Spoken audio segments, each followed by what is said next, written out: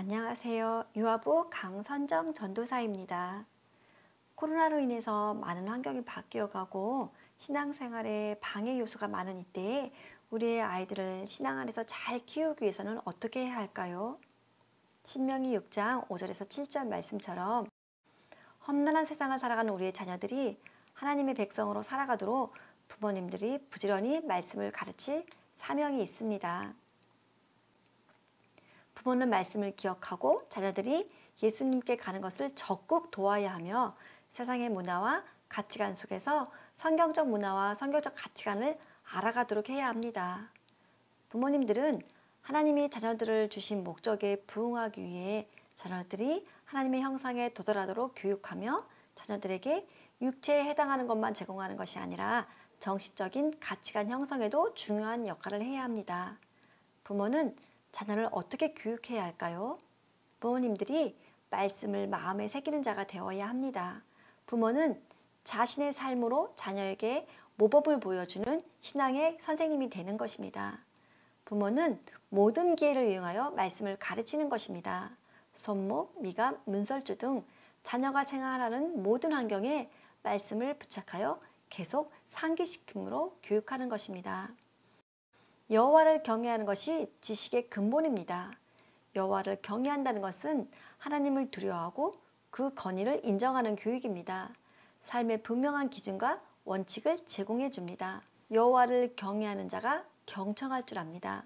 하나님의 말씀을 들을 줄 아는 자녀가 부모님의 말씀을 듣게 되고 부모님의 말씀을 듣는 자녀가 선생님의 말씀을 듣게 됩니다. 이런 자녀가 지혜롭고 성격도 오르게 됩니다. 여호와를 경외하는 자녀가 하나님의 성품이 형성됩니다. 성실, 인내, 겸손, 온유 같은 덕목들이 형성됩니다. 당장 점수가 오르는 것보다 더 중요한 것은 성실입니다. 성실한 자녀가 성공하기 때문입니다. 여호와를 경외하는 자녀에게 꿈과 비전이 생깁니다. 나도 모세 같은 사람이 되고 싶어요. 나도 바울과 같이 될래요. 억지를 시키는 것보다 내가 왜 공부해야 하는지 그 이유와 목적을 아는 것이 더 중요합니다. 부모와 자녀의 관계가 잘 형성되고 내가 사랑받고 있는 존재임을 알고 있는 아이들은 부모의 기대에 어긋남이 없듯이 우리 아이들이 하나님께 사랑받고 있는 존재임을 깨닫게 되면 하나님의 뜻에 따라 살아갈 수 있습니다. 코로나 시대로 인하여 많은 것들을 잃게 되어 생활이 달라졌는데 이에 따른 부모님들의 자녀를 향한 신앙 교육의 방법은 무엇이 있을까요? 코로나로 인해서 가장 발달된 것이 미디어를 이용한 생활 방식입니다. 시대가 그러니 어쩔 수 없어 하며 묵인해버린다면 우리 아이들의 신앙 교육은 더 어려워집니다. 미디어 자체가 아이들에게 즐거움이 되어서는 안 되고 미디어는 도구로서 활용을 해야 합니다. 코로나로 인해서 바깥 활동이 제한된 상황에서 저희 집 아이들과 신앙 교육을 하면서 놀이했던 것을 살펴보겠습니다. 성경적 주사위 게임입니다. 철로 역정, 출애굽 등 주사위 게임을 준비해서 아이와 함께 게임을 했더니 아이에게 게임하면서 성경 이야기를 해주고 놀이를 했더니 아이가 굉장히 즐겁게 활동할 수 있었습니다. 성경 퍼즐을 준비해서 성경 이야기를 해주면서 성경 퍼즐을 맞추고 누가 먼저 맞추나 시합도 했더니 아이가 성경 이야기를 듣고 게임을 통해서 퍼즐을 맞춰가는 모습을 볼 수 있었습니다. 학년이 올라가면서 점점 더 피스를 높여서 고난이 퍼즐도 맞춰보도록 했습니다. 지금은 좋아하는 캐릭터로 아이들이 스스로 선택해서 퍼즐을 맞추기도 합니다. 이번 추석 명절 때에 윷놀이를 했는데 말판에 여러 가지 미션을 두어 아이와 재미있게 활동했습니다.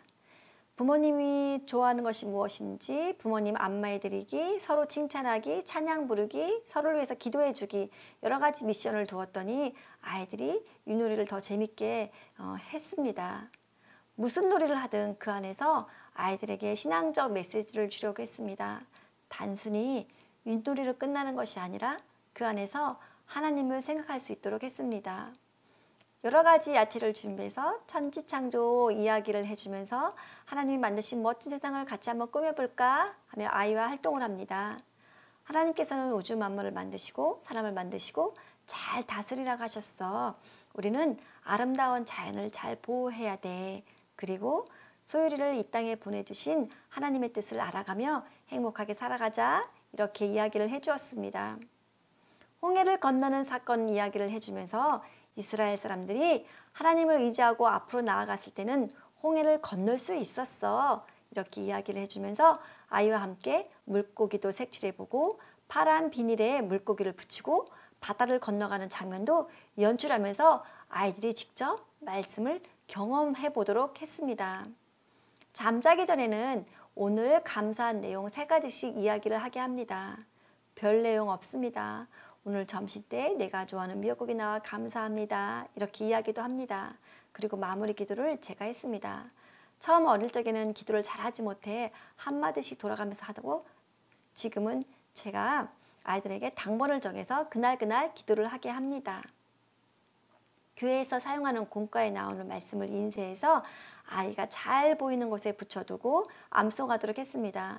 때로는 좋은 말씀을 적어서 붙여두고 아이가 수시로 볼 수 있도록 했습니다. 자랄 때마다 스티커를 주어서 다 채워지면 좋아하는 것을 선물로 사주었습니다. 내 부모를 공경하라는 말씀을 묵상하면서 부모님이 좋아하는 것이 무엇이 있을까 생각해보고 적어보게 한 다음에 부모님이 좋아하는 일을 실천해 보도록 했습니다. 기도 제목을 열매에 적어서 기도나무에 붙여놓고 아이와 함께 기도하는 모습도 볼 수 있습니다. 그날 기도를 하다 보니 내용이 좀 비슷해서 좀 더 구체적으로 기도하면 좋겠다 싶어서 예를 한번 들어보겠습니다. 성령의 9가지 열매를 가지고 오늘은 성령의 열매 중 사랑의 열매에 대해서 기도하자 하고 이 기도 제목을 한번 적어 보았습니다. 전통적인 가정 예배를 드리면 좋겠지만 저는 그렇게 하지 못하고 말씀을 놀이로 연계하여 아이들의 말씀 이해를 돕고 놀이를 통해 감각적으로 하나님의 이해를 돕고 하나님을 경험할 수 있도록 하면서 기독교적 세계관을 가질 수 있도록 도왔습니다. 결론을 내립니다. 우리는 아이들을 신앙 안에서 잘 양육할 사명이 있습니다. 가장 큰 교육은 말로만 하는 것이 아니라 삶으로 보여주는 것입니다. 부모님의 모습을 바라보며 자라는 우리의 아이들은 신앙을 키우기 위해 원하신다면 부모님들이 먼저 신앙 안에서 행동하셔야 합니다. 한 아이를 키우기 위해 온 마을이 참여한다는 것처럼 교회와 가정이 함께 동참해야 합니다. 미디어에 노출되어 있는 우리 아이들인데 코로나로 인해 밖에 나가는 것이 제한되다 보니 더욱더 미디어에 많은 시간을 보냅니다. 부모님들은 어릴 적부터 습관이 될 수 있도록 함께 성경 먹이는 엄마로서 하나씩 실천해 나가길 원합니다. 부지런히 말씀을 가르칠 사명이 있는 부모님들, 자녀의 신앙 형성은 부모의 책임이며 가정은 부모가 신앙을 자녀에게 전수하기 위한 기름 부으신 곳입니다. 기도하시면서 하나씩 우리 아이에게 맞는 신앙교육 방법을 실천해 보시기 바랍니다.